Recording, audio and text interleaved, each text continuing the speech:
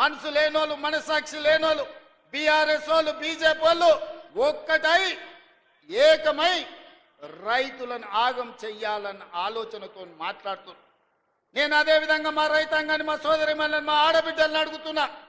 ఆనాడు రైతు భరోసా పథకం చంద్రశేఖరరావు గారు ఎన్నికల పేరు మీద ఎగనామా పెట్టిపోతే ప్రభుత్వం ఏర్పడ్డ మొదటి 3 నెలల్లోనే డిసెంబర్ 7 నాడు ప్రభుత్వాన్ని ఏర్పాటు చేసిన మేము, మా మిత్రుడు బట్టి విక్రమార్క గారు మార్చి లోపలనే 7,625 కోట్ల రూపాయలు రైతు భరోసా పైసలు మీ ఖాతాలలో వేసినమా లేదా మీరు వెళ్ళి మీ బ్యాంకుల్లో చూసుకోండి.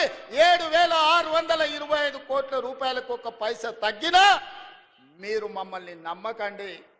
ఒకవేళ వేసింది నిజమైతే ఆ తోడు దొంగలు చెబుతున్న అబద్ధాలను తిప్పికొట్టమని తెలంగాణ రైతాంగాన్ని నేను అడుగుతున్నా.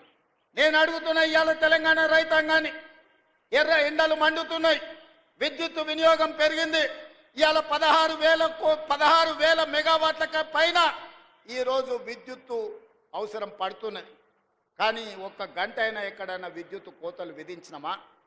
ఇవాళ 24 గంటల వ్యవసాయ విద్యుత్తు రైతులకు ఉచితంగా అందించడమే కాదు, ఆనాడు ఇవ్వండి ఈనాడు పేదోళ్లకు 50 లక్షల కుటుంబాలకు మా ఆడబిడ్డలు చెప్పాలి, మా అక్కలు చెప్పాలి, మీరెవరైనా ఇంటి బిల్లు కడుతుండ్రా 200 యూనిట్ల వరకు ఒక్క పైసా లేకుండా మా ఆడబిడ్డలకు ఇంటి కరెంటుకు బిల్లు కట్టకుండా మాఫీ చేసింది నిజం కాదా?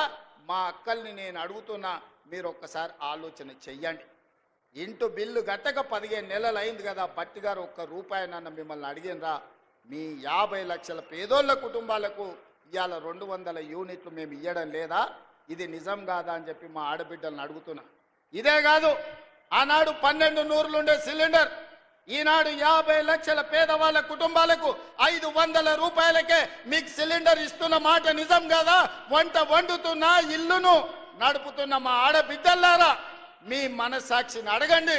50 లక్షల కుటుంబాలకు 500 రూపాయలకే మీకు సిలిండర్ ఇస్తున్నామా లేదా? మేము సిలిండర్ మా ఆడబిడ్డలకి ఇచ్చిన మాట నిజమైతే బీఆర్ఎస్ బీజేపీలను సలాకి కాల్చి వాత పెట్టుండ్రి.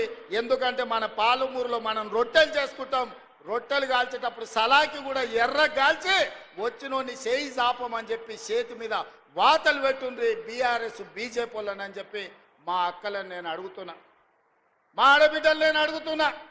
ఇవాళ అక్క ఆనాడు అమ్మగారింటికి పోవాలన్నా ఆలయానికి పోయి అమ్మవారిని దర్శించుకోవాలన్నా ఇంటి ఆయన బస్సు కిరాయిస్తే పోయినట్టు, లేకపోతే లేనట్టు. నేను అడుగుతున్నా మా అక్కల్ని, అమ్మ ఇంటి ఆయన పనిపోతే మీరు బస్సు ఎక్కి అమ్మగారింటికి పోతే ఒక్క పైసాన్ని అడుగుతుర్రా ఎవరైనా?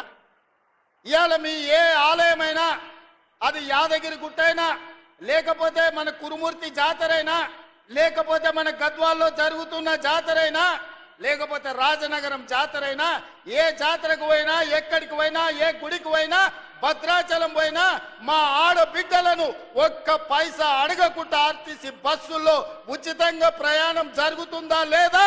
ఉచిత బస్సు ప్రయాణం చేసిన మా ఆడబిడ్డలు ఇక్కడ ఉంటే మీరందరూ చెయ్యెత్తి ఒక్క పైసా లేకుండా మేము బస్సులో ప్రయాణం చేసినామని మీరు ఆ బీఆర్ఎస్ బీజేపీలకు గుణపాఠం చెప్పండి.